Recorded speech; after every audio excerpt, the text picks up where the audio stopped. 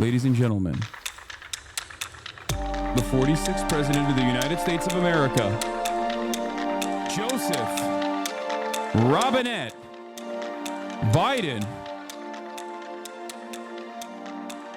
on this beautiful Sunday,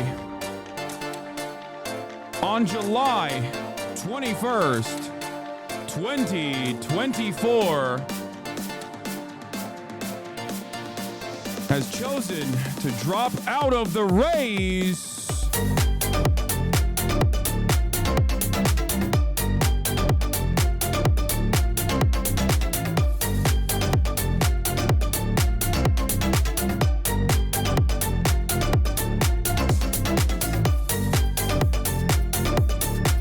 That's right.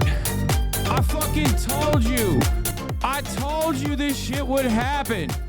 I told you for months at this point. I told you this shit at a time when these pants would actually fit a lot better. Now they're falling off my goddamn ass. It's fucking JOEVER, ladies and gentlemen, boys, girls, and MBs. It is JOEVER. I still got fucking eyeliner on my face because I was at a goddamn trailer shoot.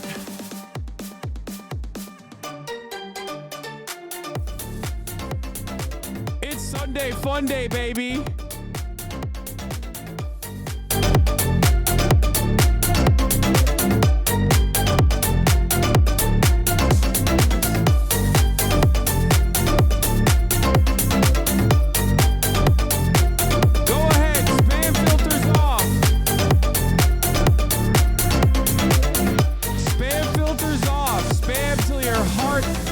Heart's content. Woo! God damn it. It's fucking coconut time, bitch. It's coconut time, ladies and gentlemen. You already know. Joseph Robinette Biden has officially dropped out of the race and, as I told you he would, endorsed Kamala Harris. IsItJoever.com says it is 100% JOEVER, ladies and gentlemen. That's right. We're going to get right into it, okay? Folks, no personal news time with the exception of one thing. So we were setting up a really sick trailer for a debate, like for a show, like a secret show that we're doing. It was supposed to be, we were supposed to shoot the trailer last week. And then Trump got shot. So I was like, I'm not doing this. Like, obviously I can't do the trailer to tomorrow. And then they were like, okay, we'll push it to next week. And I was like, okay, well, next week, leading up to this like shoot, I was like, I know that Joe Biden is going to drop out on Sunday, guys. And they're like, no, you don't know that. Come on. I was like, no, I know he is going to drop out on Sunday.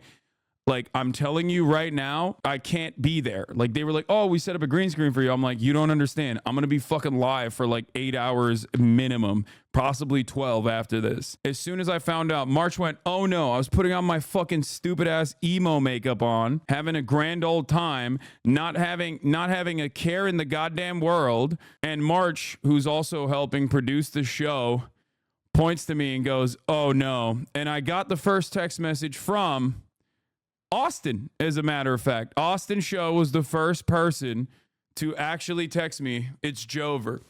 And from that moment on, it was like, all right, I got the fucking emo shit on me. I'm not going to put this on ever again. I don't want to put it on ever again. I was like, I'm done. I'm going. I grabbed Kaya, put her in the car, drove back. I had to piss myself so bad. I had to pee so bad on the drive back. I had to pee so fucking bad. I pull up to my driveway. The gate is not opening fast enough. I'm like, fuck this. I get out of the car. I run into the house. I try to unlock my door. I can't unlock my door. I pissed in my front yard. That's how bad my situation was. I mean, it was in the grass, so it's fine. And Kaya was also peeing in the front yard anyway. So I was like, you know what? This is some alpha dog shit. I was like, you know what, Kaya, this is how you're supposed to do it. Okay. I taught her the way. I taught her how to do it. And I did. That's the level of dedication that you get. For me, HASAN Abi Piker, ain't nobody else out here doing it the way I'm doing it. Campaign is canceled. I need some time to relax and bounce on dick. I'll announce Kamala when I feel like it. Whoo! Remember when I fucking told you guys? I said this is the most boring election cycle, but overnight it has the capacity to become the most interesting election cycle. We're there! We're officially there! This is now officially become a historic run. It went from a fucking rerun between a cadaver and a convict. Both people that Americans were tired of on both sides. Regardless of policy, people were just like on vibes alone. They were like, bro, I don't fucking care about this. I don't want to fucking dial into this. I don't give a shit about this at all. And then overnight, guys, 7 days ago, Donald Trump, 45th president of the United States of America, Donald John Trump, got shot in the ear at a Butler, Pennsylvania rally. That was 7 days ago. It feels like 8 lifetimes ago. That shit happened only 7 days ago. Think about that. The writers woke the fuck up. They thought, you know what? We gave the NBA a goddamn dud. No 7-game final. Basically fucking blew out the entirety of the Mavericks. So they were like, we gotta, turns out it's because they were writing the script for this shit, dude. They literally gave nothing to the NBA final script, so they gave it all to the fucking election cycle. As my main man, Vladimir Ilyich Lenin likes to say, there are decades where nothing happens, and then there are weeks where decades happen. We are in the week where decades are happening. We are now officially in that week. We were in that week last week. We're in that week this week. It hasn't stopped being the week. All right, I'm just gonna see what the fuck is going on. I don't want to watch MSNBC because I don't want to watch people who are suicidal. And I don't want to watch Fox News because I don't want to watch people masturbating, because I feel like both are, you know, a violation of terms of service. Candidate, no, and I think no, that is sort of no, what you we can't have do seen, this. We can't do this. I cannot look at Rachel Maddow right now. I don't want to see someone on the brink. She's on the brink, big dog. Look at her. Look at her. She's on the brink. Step away from the ledge, Rachel. Don't fucking do it, Rachel. It's okay. Rachel is going to be all right. It's going to be all right. Don't do it. She's like bathtub toaster. She gets the call. She's like, fuck it. I have to go in for a little bit. We're postponing it for like 5 minutes. If there was a scenario where the Bro. Immediately, they're switching up the narrative so fast. I told you. Bakari Sellers, Kamala is running against the oldest nominee for president of the United States in American history. I mean, the man is nearly 80 years old. And so the question is, can he serve another 4 years? I'm not sure he can. Now, every single one of these indecent motherfuckers straight up were like, Joe's not old. How dare you say that? Every single one. What did I tell you? I told you there's no fucking Biden or bust in this goddamn party. They're all just fucking ruthless machine politicians with bad fucking instincts. It didn't even take 30 seconds for these motherfuckers to switch up. They were trying to fucking gaslight us. Oh, Joe Biden is not going to drop out. You're out of your mind. He's actually sharp as a tack, okay? He's actually sharp as a tack. The moment that they fucking switch it up, what did I tell you? You think Harry HASAN is going to be out there? He's going to be out there being like, yeah, actually, I'm a Biden dead ender. Sorry, Biden or bust for me. I wanted a candidate that's like 800 years old, you know? Kamala's too young, too vibrant. You think that's what they were going to say? There were people in this fucking community that were trying to tell me, HASAN, Biden is actually really popular in certain demographics. And that the media or certain aspects of the Democratic Party are really riding with Biden. Like, no, they're not. They're just careerist pieces of shit who did not make the right calculation. But I can't be the only one who's a Biden dead ender. I lied this entire time. As a obvious political commentator, as a unbiased political journalist, political commentator, I always try to tell you not what I think, but what the public wants to hear. And for that reason, I must reluctantly tell you that I will not be voting for Kamala Harris because I was riding with Biden. I'm the only one in America, in the United States of America, that was actually like, I need the 800-year-old carcass. I need him. I need him in my veins. I need him. Just kidding. Of course not, because I'm not a fucking idiot. Where's Jamie Harrison? Where's Jamie Harrison? Bring him to me now. $100 million lost in front of Lindsey fucking Graham. Then the Democratic Party puts you on the DNC chair. Where is he? Where are you? What happened? I don't want Bakari. I want Jaime. I want to see his piece of shit. I want to see that piece of shit on television on the front lines going, yeah, everything I lied about for the past fucking like 6 months is actually, I was just lying. Oh my God. And what did Jamie Harrison do? For those of you who are, just tuning in, and those of you who are wondering what the fuck's going on, Joe Biden has dropped out. But these characters that I'm pointing to right now are the characters within the Democratic Party who just kept telling us a lie. Something that we can see with our own two fucking eyes. I've been saying this since 2019. I said, Joe Biden has lost his fucking step. He is not the Joe Biden that would have won in 2016. He is not the right person for this fucking party. In 2019, I said that obviously I was biased. I'm a Bernie bro.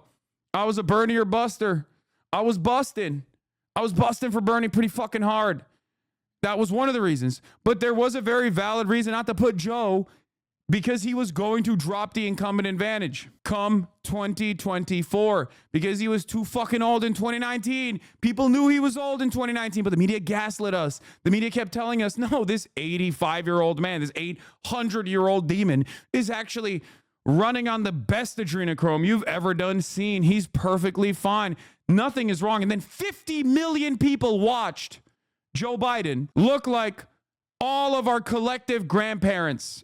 And then after that debate where 50 million people watched, 50 million Americans watched Joe Biden fail to demonstrate basic competency for an entire month, we played this song and dance on television with donors where all of the family members of Joe Biden were basically saying, come on, Grandpa, you can't drive no more.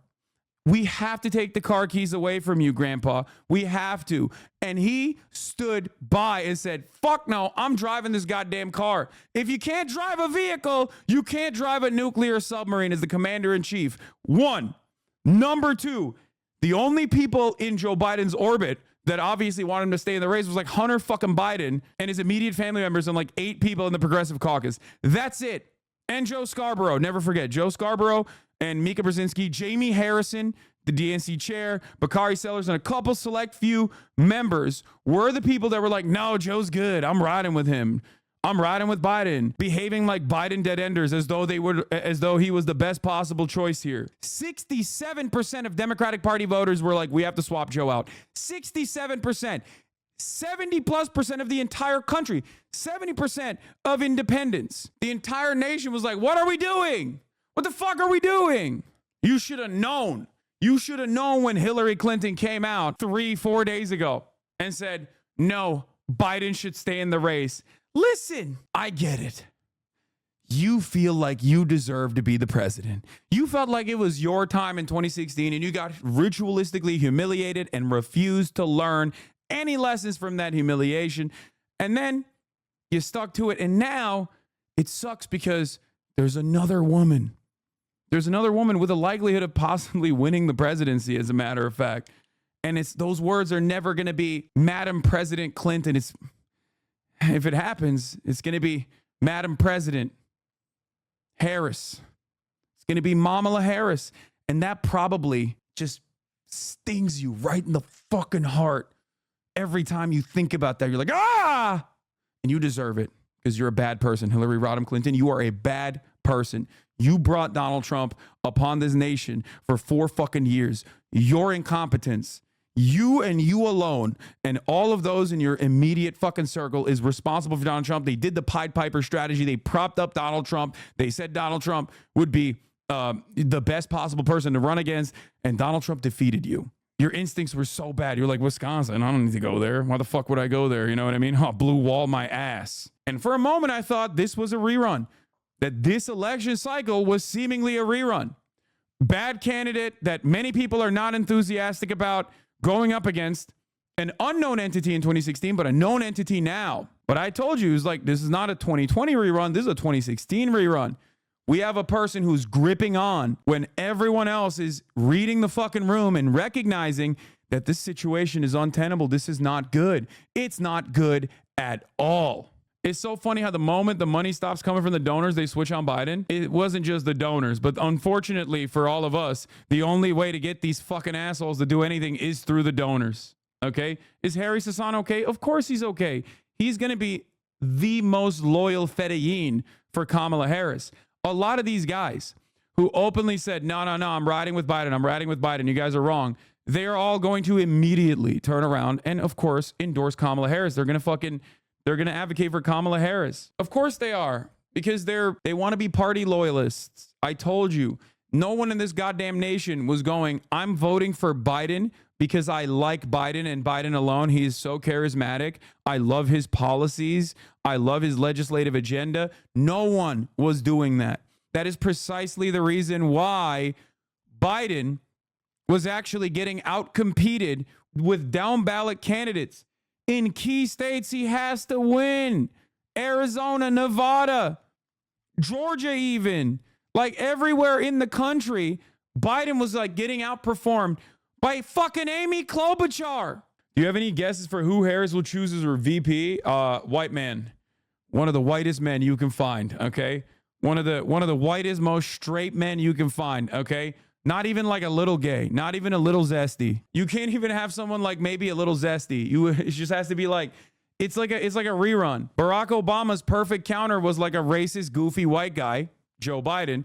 Kamala Harris's counter has to be like the driest white boy to ever do it. And I don't mean like Tim Kaine style white guy. I mean like a Andy Beshear or a Mark Kelly, that type of guy.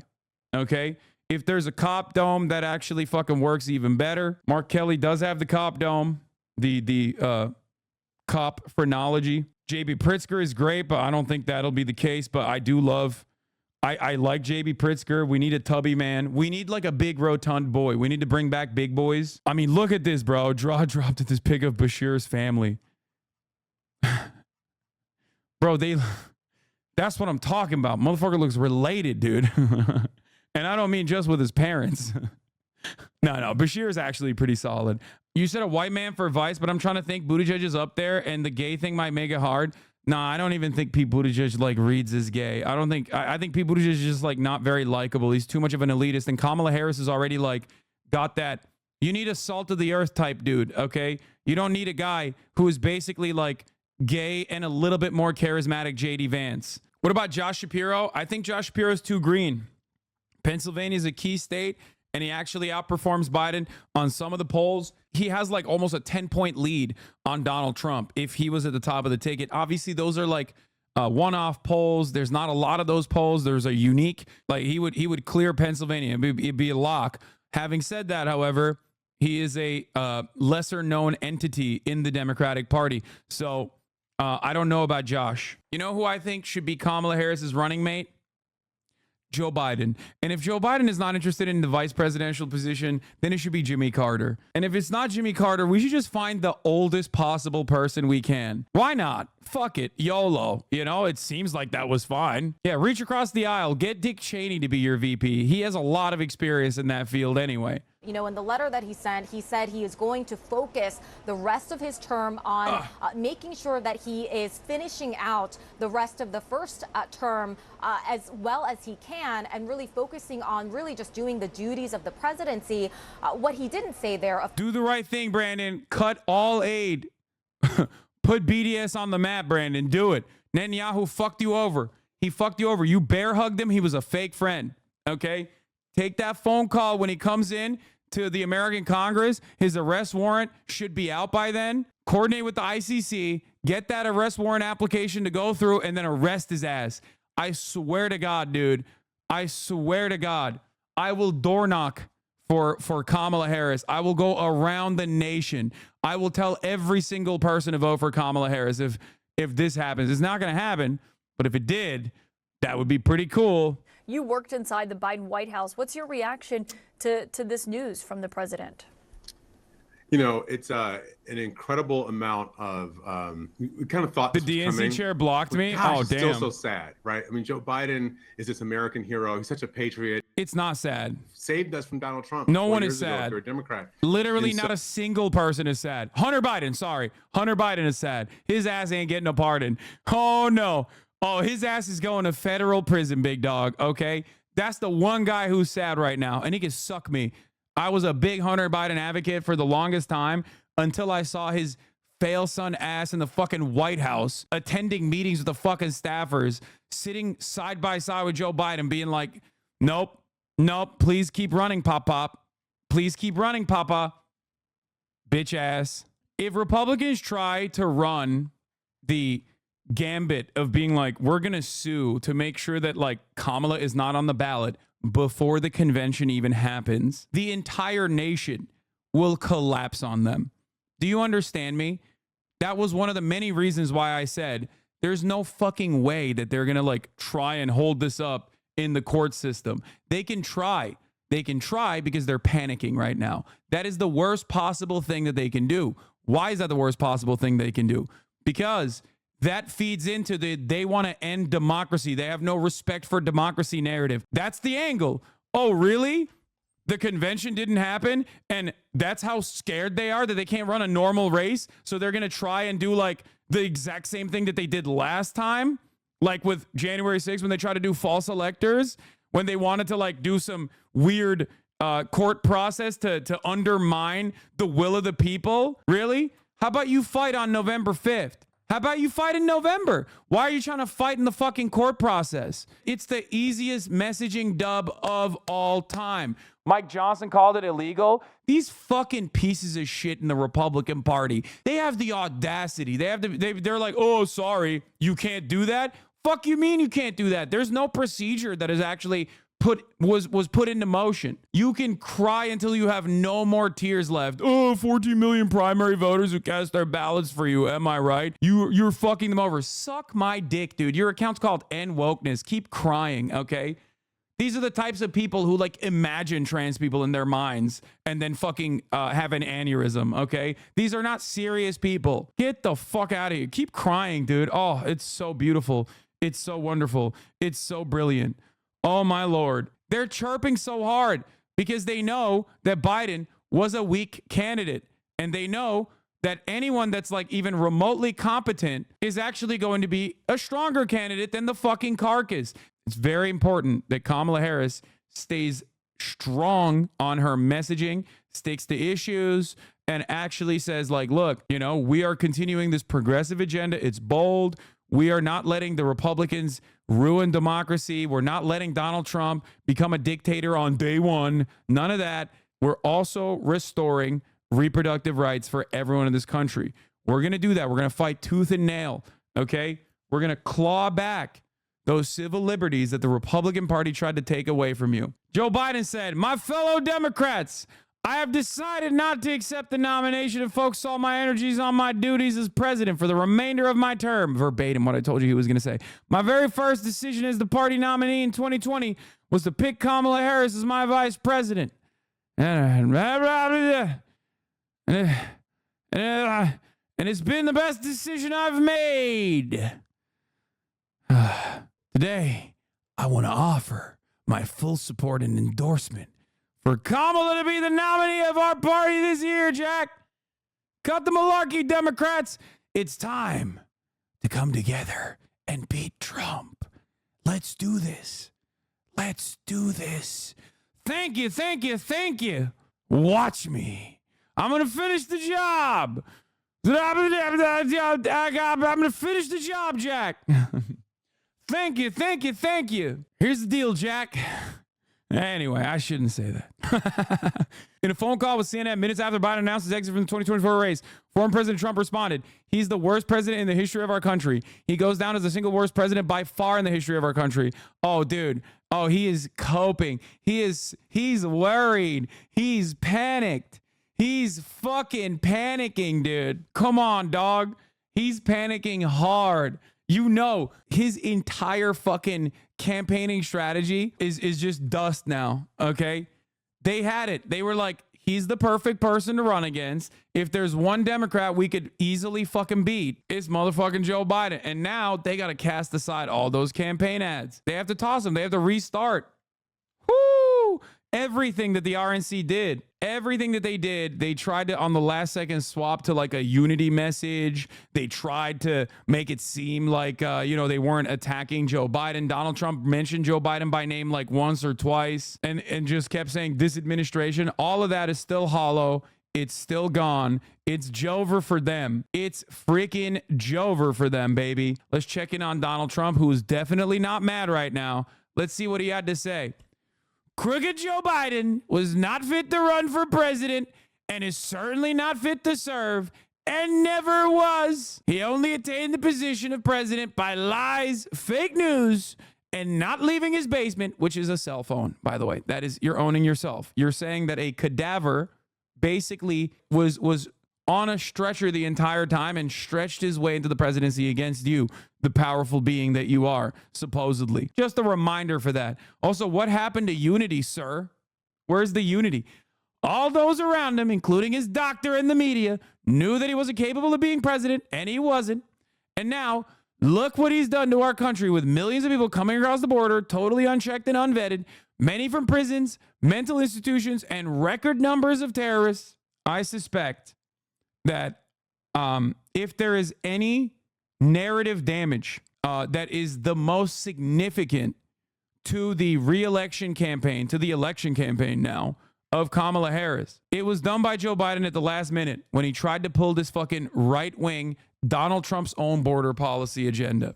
It's very, very important for the Democrats to just move away from that as quickly and as expediently as possible, because I don't believe that the American population, no matter how reactionary they may get on immigration, like putting their name in association with a guy who keeps saying Mexicans are rapists and they are killing hundreds of thousands of Americans. That's his argument for the upcoming election. That is insane. You are not only hallucinating, but you're actually now hallucinating at a level where it's like objectively untrue.